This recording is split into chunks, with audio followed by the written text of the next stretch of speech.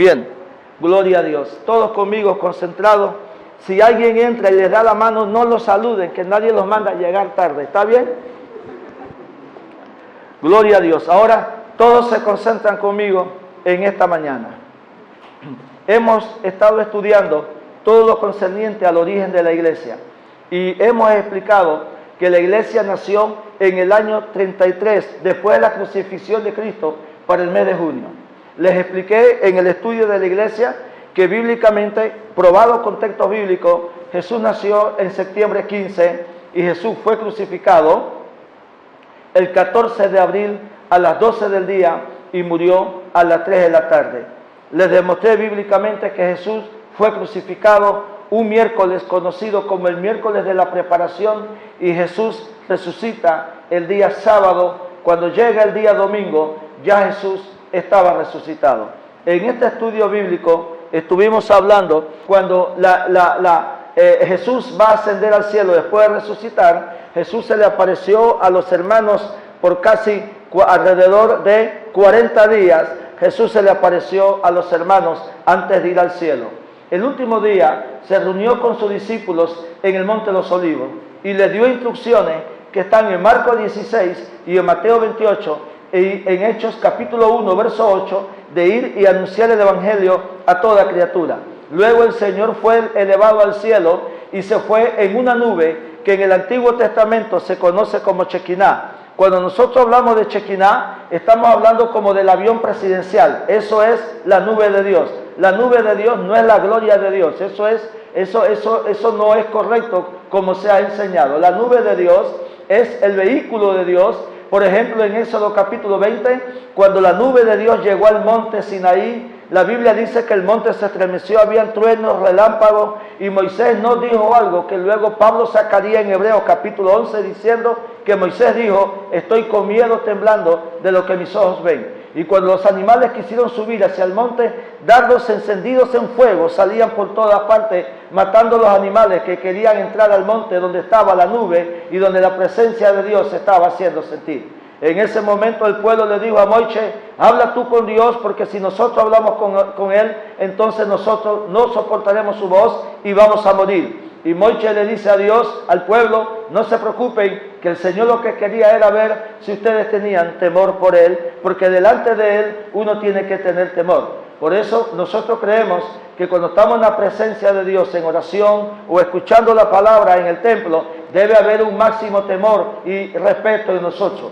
La palabra temor, traducida del hebreo, significa profundo respeto a Dios, no significa miedo, significa profundo respeto a Dios, que quiere decir: yo no hago esto porque ofendo la casa del Señor. Ante eso nació Levítico capítulo 19, verso 30, en lo que se conoce como leyes del templo, y la primera regla es esta: tendréis respeto por mi casa, dice el Señor. Cosa que se ha perdido, no porque no existan reglas, sino porque no se enseñan. Por eso nosotros tratamos siempre de mantener una disciplina permanente, profunda en la casa de Dios, desde el más pequeño hasta el más grande. Por eso ustedes pueden ver las paredes tienen ya su tiempo de haber sido pintadas, pero ningún niño la pisa, nadie patea la pared, porque desde muy temprano a esta juventud, que es la generación de reemplazo, se les enseña a respetar la casa de Dios. Y si Cristo no ha venido y un día yo no esté con ustedes y ustedes siguen estas pisadas, harán sentir la voluntad de Dios, la santidad de Dios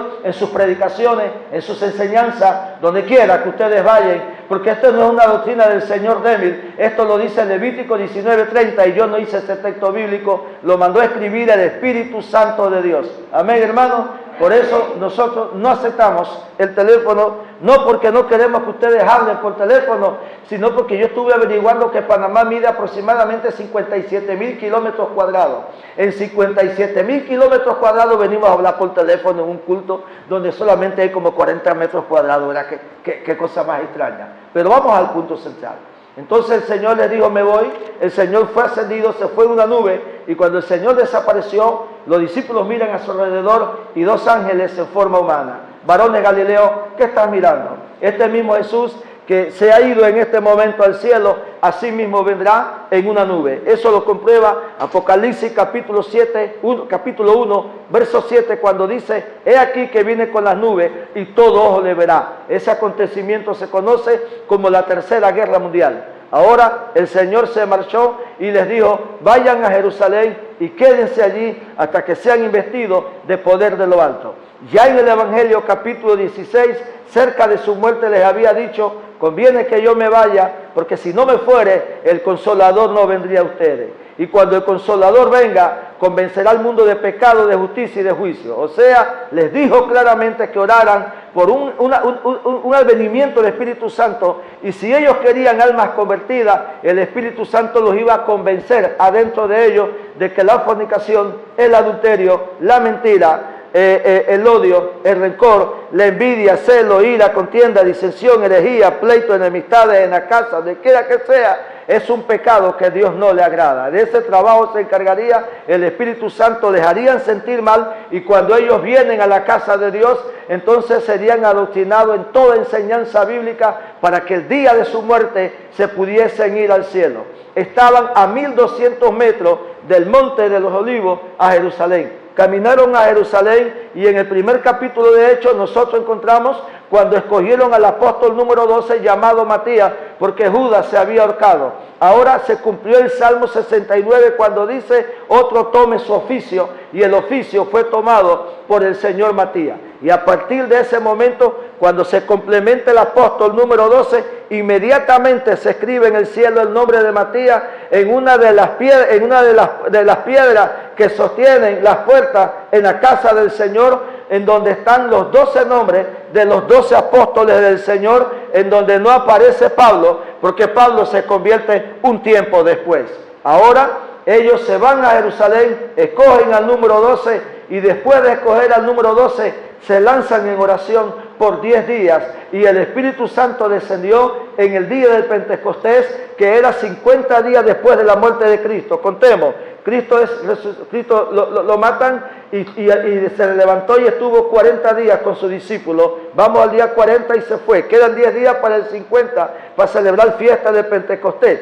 El día 50, el Espíritu Santo desciende, y con llamas de fuego repartidas sobre cada uno de ellos hablan en otras lenguas. Analicemos históricamente qué es el día de Pentecostés. El día de Pentecostés, hasta ese momento, no tenía que ver nada con Espíritu Santo de Dios, sino que se celebraba la fiesta del Pentecostés porque ese día Dios le entregó a Moisés en el año 1450, después que Moisés mató el primer cordero en la fiesta del Pentecostés. Dios le entrega a Moisés los 10 mandamientos, y a partir de ese momento el pueblo judío celebra los 10 mandamientos, hasta que vino el Espíritu Santo, y entonces el judaísmo sigue con sus 10 mandamientos conocidos como Torá, y nosotros seguimos con la bendición de que el Espíritu Santo descendió en el día del Pentecostés, y no que no guardemos la palabra del Señor, sino que nos inclinamos a la presencia del Espíritu Santo de Dios.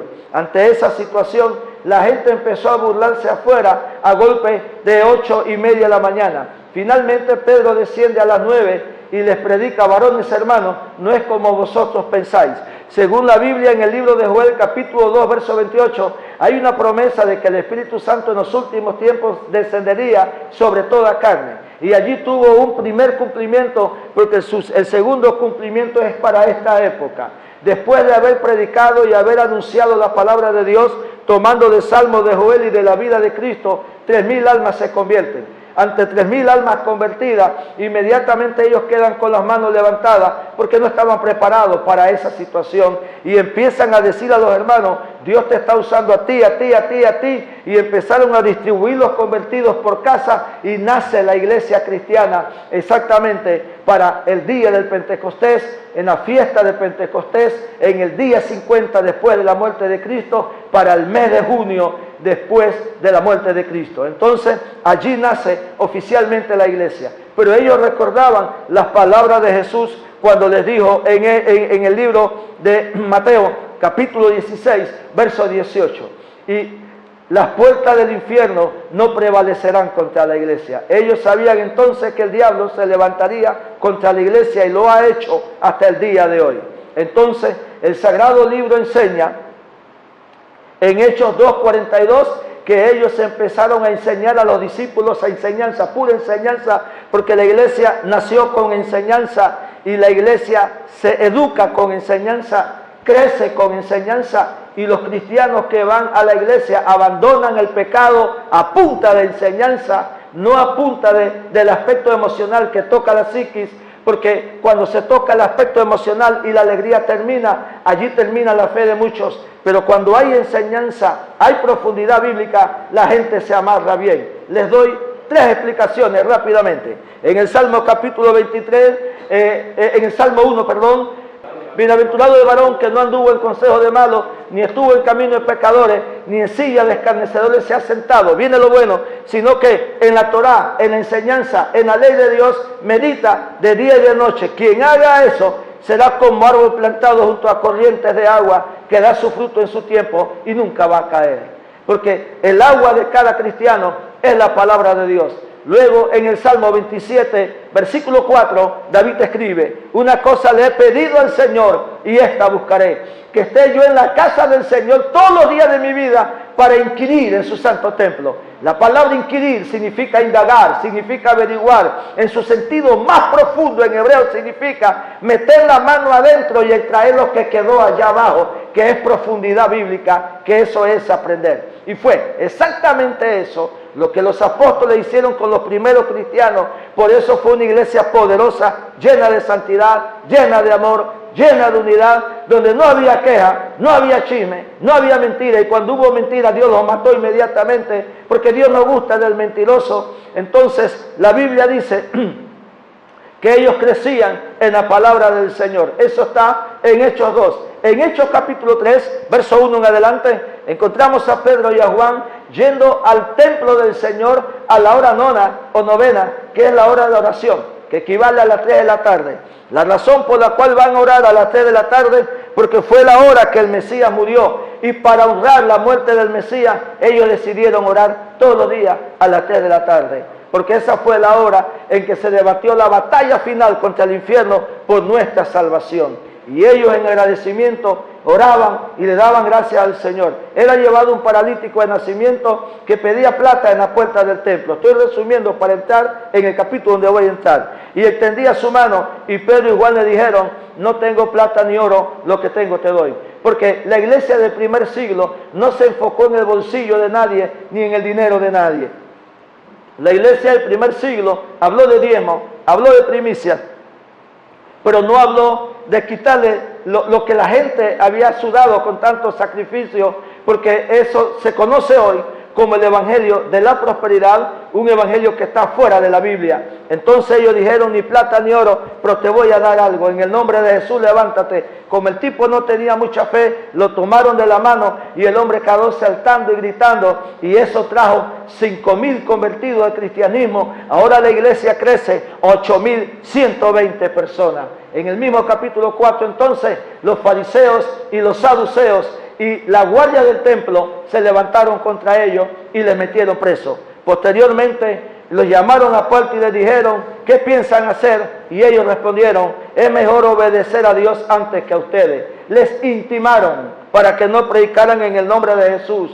Les amenazaron con muerte si era necesario, pero a ellos no les importó. Tan pronto salieron de ellos, se fueron y congregaron a la iglesia, según Hechos 4:23, y le contaron a la iglesia lo que Dios había hecho con ellos, y que la persecución estaba de pie en ese momento. La iglesia se unió inmediatamente y se lanzó de rodillas a orar y enfrentó el problema de la persecución como lo enfrenta un cristiano en el día de hoy. Cuando un cristiano tiene pruebas en su casa, tiene enfermedades, tiene escasez, cuando un cristiano tiene situaciones difíciles en su hogar, que son los ataques que el diablo envía, la Biblia nos da la solución a esos problemas y la iglesia se lanzó a orar. Hechos capítulo 4, verso 23 en adelante. Y al final de la oración, después de haber usado la Biblia para orar, la Escritura dice: y el lugar donde estaban ellos reunidos tembló, dando a entender que Dios aprobaba la oración de ellos. Ellos nunca le dijeron: quita la prueba, reprendo la prueba, no acepto la prueba, no la recibo. Ellos dijeron: Señor, si la prueba viene, danos carácter, personalidad, sabiduría para predicar el Evangelio con denuedo y que las almas se salven, porque si el asunto es de guerra, pues la vamos a enfrentar como debe de ser, y no como mucha gente que se pasa quejándose, y luego dice que son profetas, que son esto. Entonces, ¿dónde está su vida espiritual? La iglesia es una iglesia que va a la ofensiva y no se mantiene en la defensiva. De allí nace el libro de Hechos, capítulo 5. La Biblia dice que una hambre en los tiempos de Claudio, año 42, profetizada ya por profeta del Señor como Agabo, inundó a Israel y llegó a Jerusalén. Entonces los hermanos se dieron de cuenta que habían hermanos con hambre, y no como se dice hoy que un cristiano no aguanta hambre, que un cristiano las prueba. Todo eso es mentira. Cuando leemos el libro de Hechos nos damos de cuenta del sufrimiento. En 2 Corintios capítulo 11, en 1 Corintios capítulo 9, en el libro de Filipenses capítulo 3, versículo 10, el apóstol Pablo dice: he sido azotado, perseguido, he andado con hambre, desnudo y no he tenido nada, pero todo lo puedo en Cristo. ¿Qué está diciendo? Con hambre y desnudo sigo de pie en los caminos de Dios. Luego el libro de Hebreos, capítulo 11, verso 36 en adelante: anduvieron errantes en cuevas, en cavernas, los hombres más poderosos que el mundo conoció, que abrieron el mar, que hicieron descender maná del cielo, que bajaron fuego del cielo. Anduvieron errantes en cuevas y cavernas, angustiados, sin nada que vestir y sin comer, pero el mundo no se merecía esa calidad de hombre. Así que ese evangelio donde todo sale bien, si tú das dinero, ese evangelio nació en el infierno, bíblicamente, y no en la Biblia ni en la historia bíblica tampoco. En esa situación hubo un hombre llamado Bernabé. El nombre Bernabé significa hijo de consolación. Bernabé era un maestro en ese tiempo y levantó la mano y dijo: yo tengo mucha tristeza por la necesidad de mis hermanos, que aunque no tienen mi apellido ni mi sangre, pero en Cristo somos uno. Mi familia me dejó una tierra y yo la voy a vender y voy a traer el dinero para que le den de comer a los que tienen hambre, porque la iglesia no es un cuerpo donde la gente sale y no se saludan ni se miran y viven de manera independiente. La iglesia es un lugar donde todos sentimos tristeza y dolor por el que sufre. La iglesia es un lugar donde faltó Juan, donde faltó Pancho, y hay que tomar el celular inmediatamente para decirle: nos hizo falta, porque somos soldados de un ejército, y si nosotros estamos aquí reunidos, no estamos para pelear, ni discutir, ni para dividirnos, estamos para apoyarnos, para motivarnos. Y dice la Biblia: cuanto más cuando veis que aquel día se acerca. Entonces, cuando Bernabé hizo eso, había una pareja conocida como la pareja de Ananías y de Zafira. Ananías levantó la mano y dijo: mi familia me dejó unas herencias por allí y voy a vender una herencia para darle de comer a los pobres. Y Pedro y todo el mundo contento, y los hermanos que tenían hambre contentos. ¿Por qué? Le voy a explicar por qué. Porque el hambre de ellos iba a ser mitigado. Y cuando digo hermano, no me refiero a una hermana, me refiero que si el esposo tenía hambre, también tenía su mujer y sus hijos, y la suegra y la nuera, todos estaban allí. Así que el esfuerzo que había que hacer no era un esfuerzo de media libra de sal, de 4 granos de arroz. Yo traigo 4, yo traigo 20, ahí completamos la libra entre todos. Esa no era la cooperación que había en ese entonces, sino que en base a la situación se despojaban aún de sus bienes. Y la Biblia dice que Ananías y Zafira se fueron a vender su propiedad, y cuando Ananías y Zafira están vendiendo el terreno, Efesios capítulo 6, verso 10 en adelante, se cumplió en ellos cuando dice que el diablo lanzó dardos encendidos en su corazón, que son pensamientos. Le explico mejor. Cuando una persona escucha la palabra de Dios y se siente molesta, o me voy de aquí, que no puedo estar, son dardos encendidos que el diablo está lanzando para alejarlos de la enseñanza de la predicación, que en un momento dado puede determinar los últimos minutos de su vida para salvación y no para condenación. Y Ananías y Zafira, recibiendo esos pensamientos: oye, es verdad, mira, ¿por qué tenemos que darle todo a esa gente si no son familia? Si ellos no han sudado nada, esto me lo dejó mi papá, esto me lo dejó mi mamá. Y entonces decidieron mentir a Pedro y a decirle a Pedro que, un ejemplo, no habían vendido en 5,000, sino en 1,500 solamente. Los dos decidieron hacerlo. La iglesia se encontraba en el mayor auge de avivamiento. La palabra avivamiento en griego significa volver a vivir. La iglesia estaba encendida bajo el poder del Espíritu Santo. Los paralíticos caminaban, los ciegos veían, las congregaciones todas en las casas oraban largas horas de oración, encendidos, hablando en lengua, género de lengua, interpretación de lengua. Había dones de echar fuera demonios, había dones de interpretación de sueños, había género de lengua y había de todo en la iglesia. Y en ese momento llegó el marido y dijo: aquí está el dinero en el cual vendí la herencia. Pero le mira a los ojos y le dice: ¿por qué permitiste que el diablo llenara tu corazón? Porque hay dos cosas que son determinantes en la iglesia. Número uno, cuando se predica una verdad que es confrontativa y que tiene que desnudar la situación frente a la persona. Y la segunda, la capacidad que el ministro tiene de no esconder la mirada, sino de mirar a los ojos y soltar las verdades que tiene, porque el ministro no puede dudar del libro que tiene en su mano. Hasta el momento yo no les he puesto a ustedes ninguna opinión. Todo lo que les estoy diciendo se lo estoy hablando con Biblia y a la luz del original y a la luz de la historia. Hasta este momento no se puede decir que el pastor Demi llenó la iglesia de una posición personal, porque no es personal, es totalmente bíblica. Ahora bien, y en ese momento cayó muerto a los pies de Pedro. Y se demostró que la mentira en la iglesia es un pecado grave delante de Dios. Entonces eso originó enseñanzas como la de Juan y Pablo, que el diablo es el padre de la mentira y el que practica la mentira es hijo de él. Anticipadamente en Proverbios, ya en el capítulo 6, se venía diciendo: 6 cosas odia el Señor y aún 7 aborrece su alma. Y entre esas cosas está el testigo falso, habla de mentira. El que piensa mal contra su prójimo habla de mentira, y los labios mentirosos. A eso Santiago capítulo 3 agrega un capítulo entero a la lengua. Y le dice Santiago 3 que la lengua es un mundo de maldad. La lengua es el único miembro que está en el cuerpo humano que el infierno se da el lujo de encenderlo, de ensancharlo, de inflamarlo. Por eso que la lengua, dice la Biblia, es un mal que hay en nosotros. Con la lengua, jóvenes que me escuchan en esta mañana, dentro de este local, y para aquellos que escuchen la enseñanza, con la lengua tenemos la capacidad de cantar y alabar al Señor, y con esa misma lengua hipócrita y mentirosa insultamos a nuestros padres, nuestros abuelos, somos groseros con nuestros padres, quebrantando el mandamiento número 5 de Éxodo 20, respeta y honra a tu padre y a tu madre, para que Dios te alargue los días y te vaya bien en la tierra que Yahvé tu Dios, Dios de los ejércitos, te da a ti. Esa lengua es un problema cuando no tiene control.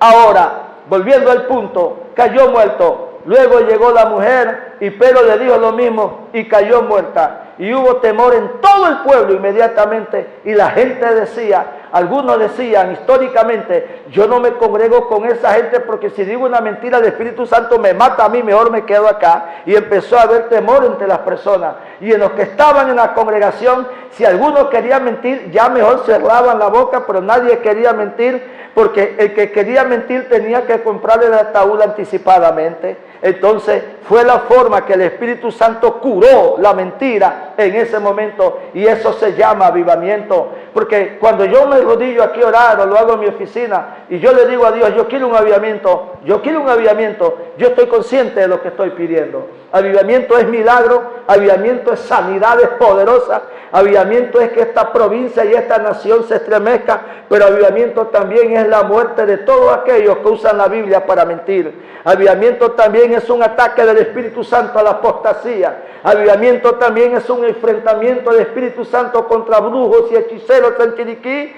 que se levantan a maldecir la iglesia también. Cuando nosotros pedimos avivamiento, estamos pidiendo una intervención directa del cielo en este lugar, y es lo que la gente tiene que entender. Y el avivamiento purifica las iglesias y a todos esos canales y maleantes malvivientes que le andan sacando plata a la gente, en la tumba les espera. Por eso nadie pide avivamiento en ninguna emisora, porque ellos saben que el juicio viene con la milagro, los juicios de Dios vienen con las sanidades, los juicios de Dios vienen con el crecimiento de la iglesia.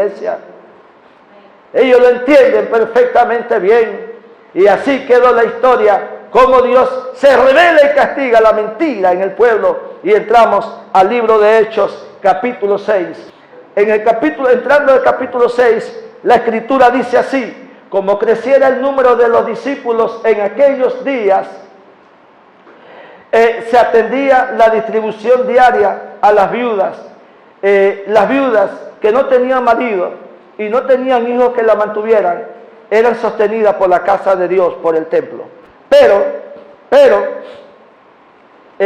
habían viudas judías convertidas y viudas gentiles convertidas, de sangre mezclada, judía con gentil.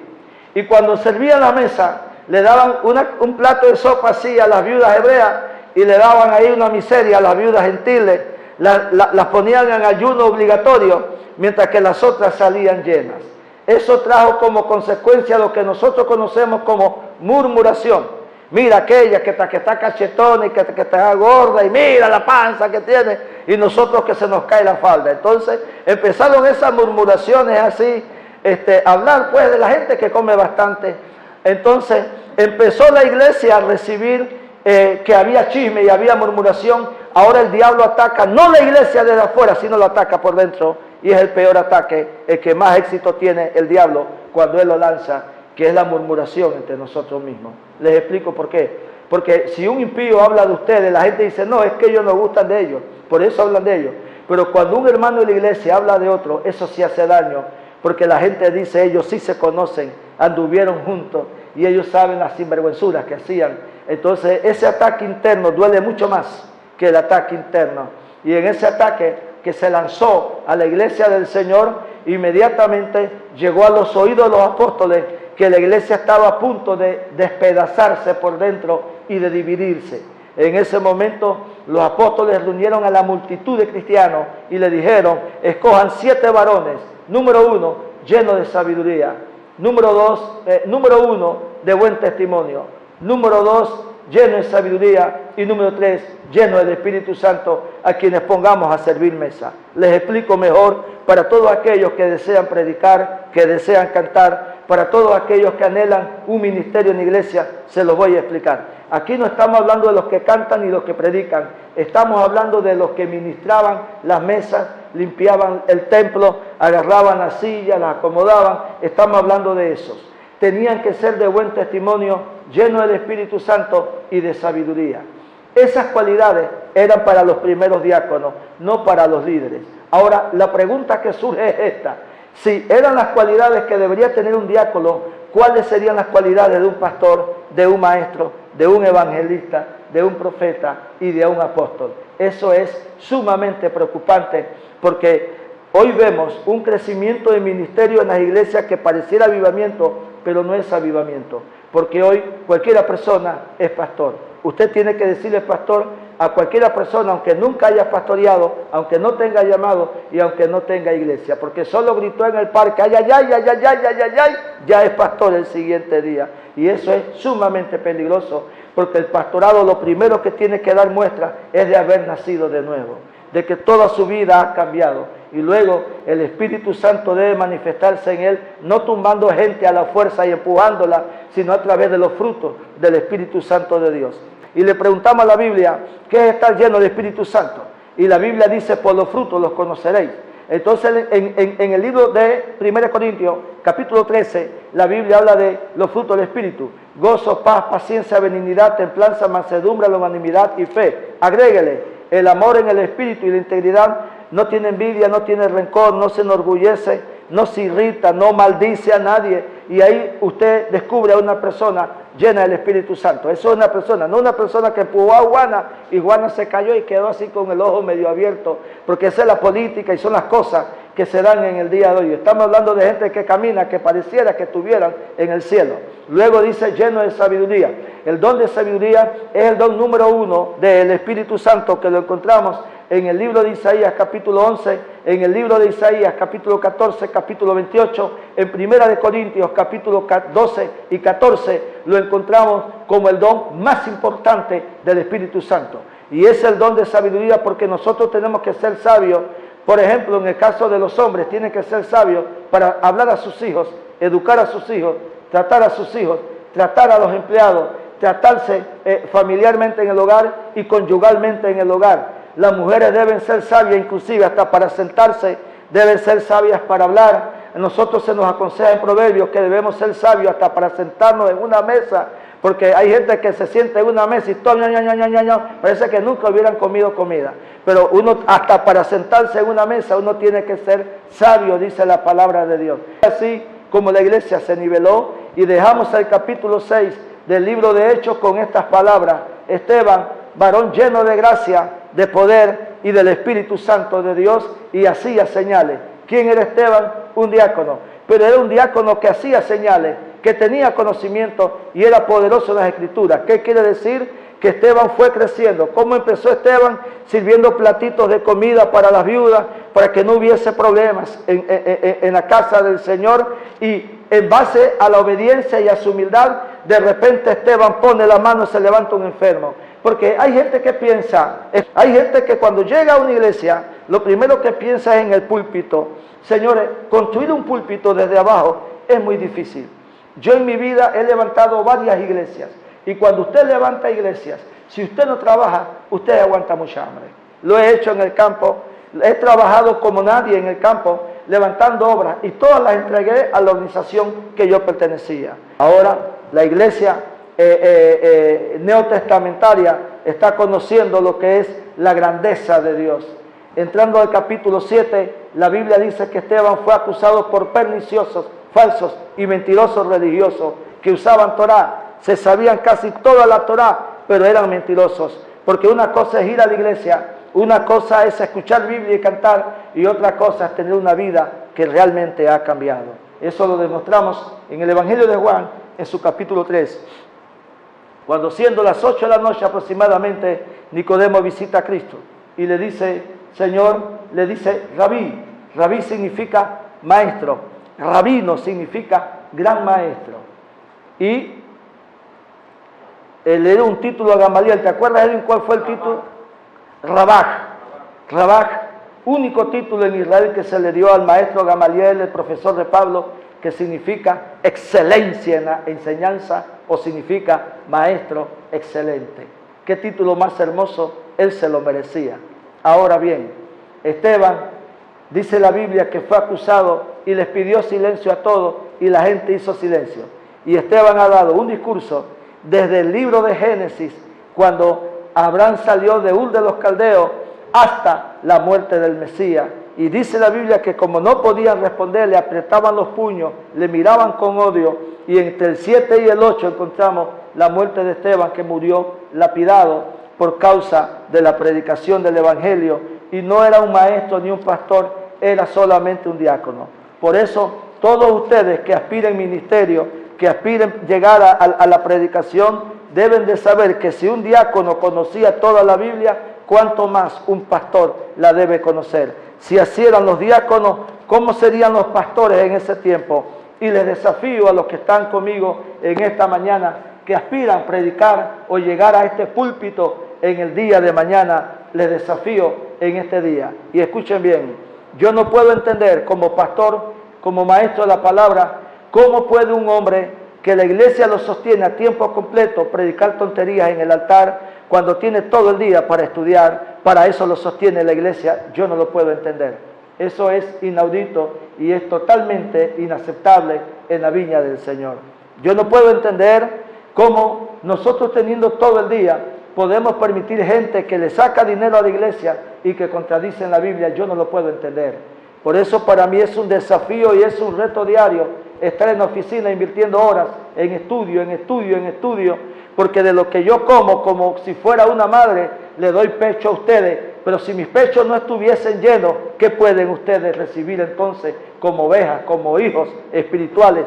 Hablando espiritualmente, nadie me dice eso porque estoy hablando espiritualmente. Bien, entonces salimos del capítulo 7 y dejamos a Esteban muerto, desgraciadamente, porque ese día se lanzaron contra él. Vamos a entrar todos conmigo al capítulo 8 del libro de Hechos. Saulo fue uno de los testigos y estuvo totalmente de acuerdo con el asesinato de Esteban. Allí muere el primer diácono y es el primer mártir de la iglesia cristiana. Ese día comenzó una gran ola de persecución que se extendió por toda la iglesia de Jerusalén, y todos los creyentes, excepto los apóstoles, fueron dispersados por las regiones de Judea y de Samaria. Les explico. Se levantó una persecución tan grande que los cristianos y los diáconos, todos los diáconos, comenzando y los maestros, tuvieron que huir de Jerusalén. Solamente se quedaron los apóstoles. Y el diablo dijo: dispersé la iglesia, maté a Esteban, ahora la iglesia va a tener temor y no se va a reunir. Les explico. Hay un ataque o hay una forma que el diablo tiene para desanimar a los cristianos, que le ha dado efecto por espacio de más de 2000 años que la iglesia tiene, y es el desánimo. Y cómo el diablo puede desanimar a una persona cuando nos golpea donde más nos duele. Acaba de matar, en este momento Satanás acaba de matar a Esteban. ¿Cómo se sentirán los padres de Esteban? ¿Cómo se pueden sentir? Mas no se desanimaron. Pero cuando la persecución empieza, cuando empieza el crimen contra la iglesia, entonces algunos sí se tienden a esconderse y a huir. Presten atención y les explico. Cuando en Apocalipsis capítulo 2, verso 8, se habla de la persecución de la iglesia de Esmirna, ellos se mantuvieron firmes, los niños eran agarrados por los pies, según la historia, y los agarraban por los pies y estrellaban sus cabezas contra las paredes en la persecución que había. En la persecución que había, los padres eran puestos allí, mientras que sus niñas de 12, 13, 14 años eran violadas por 3, 4, 5 personas, hasta que la mataban en violación si sus padres no negaban a Cristo, y aún así sus padres no negaban a Cristo. Luego los mandaban a hacer zanjas para enterrar a sus hijos, y luego los mataban y terminaban enterrándolo a ellos. Todo eso fue parte también del sacrificio que los judíos pasaron en la Segunda Guerra Mundial, cuando Hitler mató alrededor de 6 millones de judíos, más los no contados. Entonces, hablamos de una persecución literal, ¿no? Nuevamente, dice Jeremías 6:19, alguien que me lo lea, por favor. Así dijo Jehová: paraos en los caminos. ¿Paraos a dónde? En los caminos. ¿Cuántos caminos hay en este momento? Hay un montón de caminos religiosos. Párense en esos caminos, ¿correcto? Siga leyendo, estoy interpretando. Y mirad. Miren los caminos, significa analícenlos cada camino. Tenemos testigos, tenemos mormón, tenemos catolicismo, tenemos un montón de caminos. Y tenemos los evangélicos, que somos nosotros, que ahorita mismo todo es plata, plata, plata. Entre más grande es la enfermedad, más grande es la ofrenda que tiene que dar. Hemos vendido las oraciones, hemos vendido los milagros, hemos vendido todo. Todo lo hemos vendido. Inclusive a mí me han llegado a preguntar: ¿cuánto cobra usted por una conferencia? Yo no cobro nada. Nada más dígame cuándo, dónde, y nos fuimos inmediatamente. Yo recibí de gracia, yo doy de gracia. Yo no le cobro a nadie. Siga leyendo. Y preguntad por las sendas antiguas. Ajá, después que te pares en los caminos y veas que ninguno sirve, pregunta por la senda antigua. Es esta: el nacimiento de la iglesia, las primeras enseñanzas. Siga. Cual sea el buen camino, y andad por él. Andad por ese buen camino. Siga.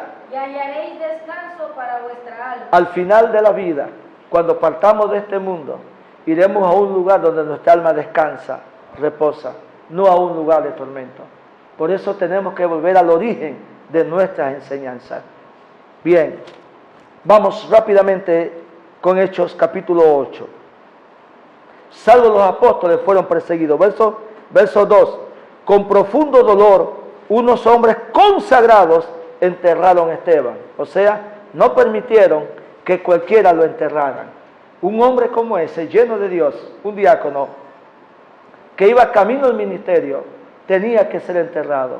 Y buscaron gente llena del Espíritu Santo, con buen testimonio también, para que sepultaran el cadáver de un general de Dios, de un guerrero de Dios. Esto sí es un guerrero de Dios. Un hombre que se jugó la vida por decir verdades a quienes odiaban el Evangelio. Y les digo algo a ustedes, y hago un paréntesis aquí. La gente ha llegado a pensar que el predicador bueno es aquel que hace reír a la gente y que dice: Dios tiene un carro para ti, Dios tiene para ti otro carro, para ti tiene otro carro, para ti tiene un portaaviones para que ataques a Putin. Y comienzan a dar profecía, y entonces la gente dice: ¿cómo me gusta ese pastor? ¿Cómo me gusta cómo habla? Y no saben que eso no es profecía, eso se llama habilidad de poder tocar las áreas sensibles. Son tan sinvergüenzas que en el púlpito dicen: Dios me está hablando que hay personas que ahorita mismo no, cuando leen la Biblia no la ven bien, la ven grande la letra y hay letras que no ven. Señor, a los 40 años ya empezamos a perder la vista, así que si vamos a leer la Biblia de noche ya no vemos bien. Entonces, no es un daño, es una realidad que nosotros tenemos. Dios me dice que aquí hay gente con problemas y estoy sintiendo que tienen problemas. Levante la mano el que no tiene problema en esta vida. ¿Están entendiendo? Se llama psicología, no se llama revelación. Eso se llama insultar al Espíritu Santo de Dios. Se llama eso. Insultarlo, se llama eso. Y a los púlpitos llega gente insultando al Espíritu Santo de Dios y la gente por ignorancia dicen amén. ¿Me están entendiendo? Por ignorancia dicen amén. Una vez una joven hablaba conmigo y tenía la cara toda torcida así. La tenía totalmente torcida. Y la mamá llorando al lado de ella. Y en ese momento sentí un fuego que cayó sobre mí. Me levanté rápidamente de la silla, eso fue en Costa Rica, le puse la mano y cuando la quité, la cara estaba totalmente enderezada. Es la segunda vez que cuento ese testimonio en mi vida, es la segunda vez. Y nunca les dije, tienen que bendecir la obra por el milagro. Nunca les dije eso. Y si es por la torcida en la cara, la plata es bastante, porque eso no se tuerce, no se destuerce fácilmente. ¿Entienden? Fui al hospital regional a orar por un niño. Estaba tan chiquito, la carita que parecía como un periquito. Me dio un dolor al verlo. Nació a los 6 meses. Yo voy a verlo en la cuna y la mamá, una joven delgadita que va a otra iglesia, que no importa para Dios hacer milagros, Dios es Dios grande. Y cuando llegué a la cuna, el niño me miró así, estaba dormidito, estaba casi agonizando, y me mira así el niño y se sonrió conmigo. Él se dio cuenta que yo soy buena persona, que yo soy buena gente. Él se dio cuenta en ese momento. Y el niño se sonrió conmigo y me di cuenta que el milagro estaba allí. Ni reprendí siquiera. Le puse la mano y lo bendije. Tiene como 5 años de edad ese muchacho. Tiene como 5 años. La mamá cuando dio el testimonio en la iglesia dijo, allá fue a orar un señor y mi niño se sanó. Nunca dijo mi nombre, porque en esa iglesia la mayoría me desprecia por la doctrina que nosotros tenemos, porque nosotros no cobramos ni aceptamos que nadie parte con dinero.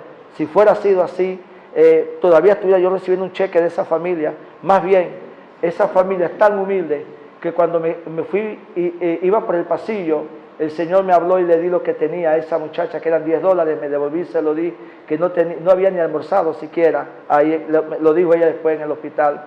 Cuando yo me di cuenta a los días, porque uno no está para quitar, sino para apoyar, para respaldar. Un día... Volvemos al capítulo 8 del libro de Hechos. Hombres consagrados llevaron a enterrar a Esteban. Versículo 3. Y Saulo iba por todas partes con la intención de acabar con la iglesia. ¿Quién era Saulo? El instrumento más grande que el diablo levantó. Este se llamó Pablo después, pero en este momento era Saulo. Ahora todos conmigo, por favor, para que ustedes me entiendan lo que es la fea interpretación de la Biblia y la mala enseñanza.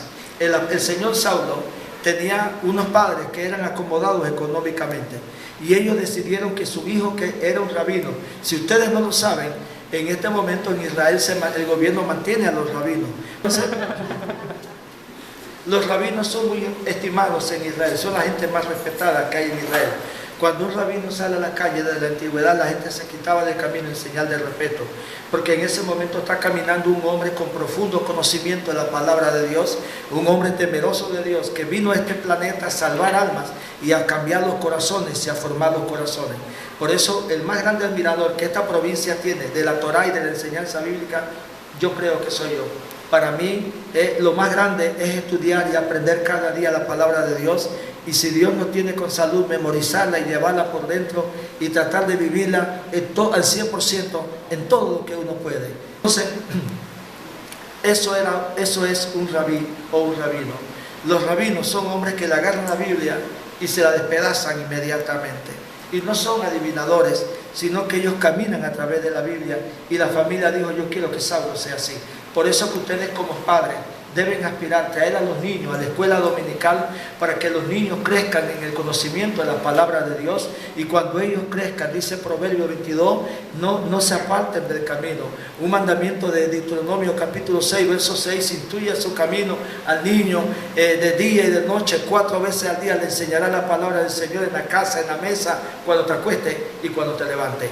Nosotros como iglesia gentil hemos fallado en eso, porque esta generación está tan mal formada que todo lo arreglan con juegos, con teléfonos, con computadora, y se olvidaron que la Biblia dice que el que castiga al hijo es porque lo ama, y a los hijos se castiga y no se les alcahuetea las cosas. Por eso tenemos un Esteban como este, que no solamente se convirtió, sino que venía de una formación en el hogar. Timoteo fue formado en su hogar, y cuando se convirtió al cristianismo fue muy poco lo que Pablo tuvo que hacer con él por la formación que él tenía. Por eso ustedes no pueden dejar a sus hijos en la casa y decir, no, es que esto, bueno, es que ellos tienen tareas que hacer, pero eso no vienen a la iglesia. ¿Y por qué no la hacen en el día? ¿Por qué no la hacen en la tarde? Justamente las 2 horas de culto es que ellos, los niños, tienen que hacer tareas, y no saben que el diablo los está engañando, les está alcahueteando, porque los niños cuando quedan solos, si no la hicieron con papá y mamá al frente, menos cuando quedan solos. La lógica lo dice, no necesitamos una bola mágica para interpretarlo. Con profundo dolor, hombres piadosos llevaron ante la de Esteban, y Saulo asolaba las iglesias y las perseguía, formado a los pies de Gamaliel. Saulo nunca entendió correctamente las escrituras. Saulo fue enseñado en las escrituras, pero Saulo, a pesar de que fue enseñado por Gamaliel, fue enseñado en muchas costumbres que no estaban en la palabra del Señor. Cuando Pablo llega a los 20 y pico de años, Pablo es un rabino ya, que era lo que sus padres querían, hacer de él un rabino. Manejaba las escrituras así, de esta manera. Y por la mala interpretación que tenía de las escrituras, entonces empezó a perseguir a los cristianos, porque vio a los cristianos como enemigos del fariseísmo o del judaísmo. Se llama mala interpretación. La mala interpretación es lo que provoca situaciones en el día de hoy. Por mala interpretación, maridos han matado a las mujeres en las iglesias, y ha sucedido porque no ha habido un pastor que le diga, la Biblia dice en Romanos 12, métalo preso. Entonces, hermano, usted se casó con él, vuelva a él que es su esposo, por no conocer Biblia y por la fe e interpretación que tienen de las Sagradas Escrituras. Hermana, ¿qué le sucedió? Mi marido me golpeó. Ore a Dios y vaya con él. No. Pablo dice en Romanos, aplíquele la ley inmediatamente. Allá hay 800 presos. Si él quiere pelear, puede tirar 50 y 100 asaltos con cada uno a la hora que él quiera. Allá sí hay quien le responda. ¿Me están entendiendo? La mala interpretación causa este tipo de cosas en las iglesias. Porque yo estudio Biblia no para alcahuetear mi pecado, pero tampoco el de nadie. Dice la Biblia que la ley se le aplica al que la quebranta. Y las leyes de este país dicen que una mujer no se toca. ¿Me están entendiendo? Dice el otro, ni con un pétalo de flor. Eso es mentira. A la mujer le gusta que le regalen flores. ¿Verdad que sí? Ahora, que se creen es otra cosa. Dice la Biblia que Saulo asolaba las iglesias.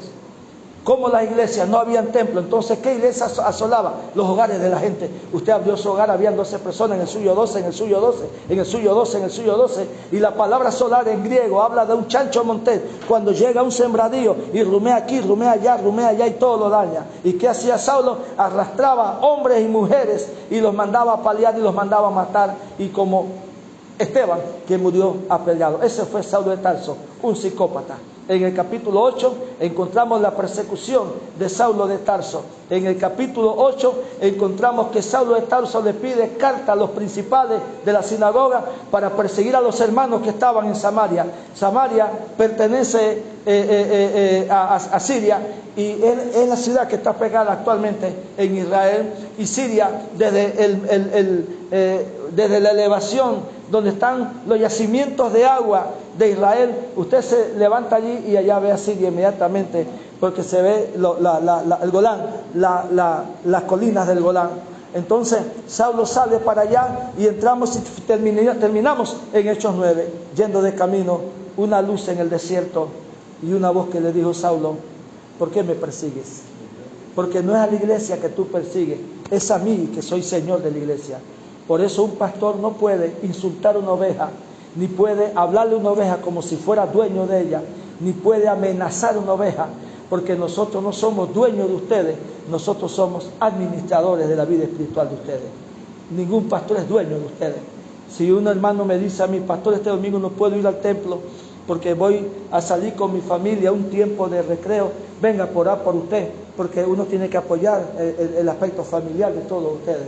Nosotros no podemos estar, no le doy permiso. ¿Y quién es usted para darme permiso? Nosotros somos administradores, no somos dueños de la vida de nadie. Por eso ustedes, el único dueño de la vida de ustedes fue el que se enfrentó a Saulo de Tarso en el desierto y lo cambió y se convirtió en el gran apóstol Pablo. No hay nada más lindo que la enseñanza.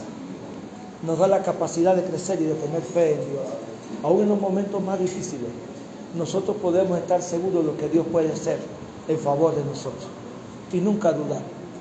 Los problemas más grandes de mi vida los he enfrentado en silencio, solo en oración, ni siquiera colectivamente con la iglesia.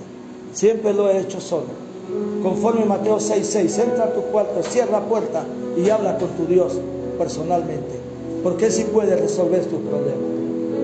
¿Y quién me enseñó eso a mí? La Biblia. La Biblia me enseñó eso a mí. ¿Quién me enseñó que yo podía tener fe en hospitales y donde fuera y orar por los enfermos? La Biblia me lo enseñó. ¿Me entienden lo que les quiero decir?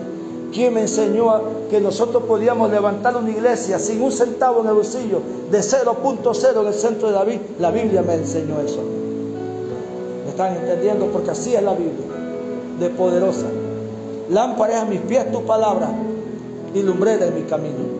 La exposición de tus palabras alumbra y hace entender a los simples. Porque la palabra de Dios es viva y eficaz y más cortante que toda espada de dos filos. No es mi palabra como martillo y como fuego, dice el Señor. Voz de Jehová, palabra de Jehová que derrama llamas de fuego. Y los que habían creído perseveraban en la enseñanza de los apóstoles, en el partimiento del pan, en las oraciones. Mateo capítulo 24. Y sentándose sobre una piedra les enseñaba diciendo, y sigue diciendo luego Lucas, y subiendo a la barca les enseñaba la palabra del Señor. Y dice el Evangelio de Mateo 13, y les enseñó una parábola acerca de la importancia de la palabra de Dios. Y dice Lucas 18, y les enseñó otra parábola acerca de la importancia de orar. Y dice nuevamente Mateo 13, y les enseñó otra parábola acerca de ver de que existe cizaña y no podemos pertenecer a la cizaña, sino que somos trigo de Dios. Todo era enseñanza por todas partes. Levante su mano al cielo. Te alabamos, Señor, esta mañana. Te alabamos, Señor, esta mañana. Te bendecimos y te glorificamos, Señor de señores, Rey de reyes, Santo de los santos. ¿Quién como tú, Yahvé, entre los dioses? Magnífico en santidad y terrible en loores y hacedor de grandes maravillas. Porque en tu mano está escondido todo lo que somos, lo que creemos, nuestra familia y nuestra vida, mi Dios. Bendito sea tu nombre. Levante su mano al cielo, pueblo. Escondida está mi vida en Dios. Así es. Escondida está mi vida en Él. Mi vida en Él está muy segura, mi vida. Dios está muy bien. Escondida está mi vida en Dios. Escondida está mi vida en Él. Dígalo. Mi vida en Él está muy segura, mi vida en Dios está muy bien.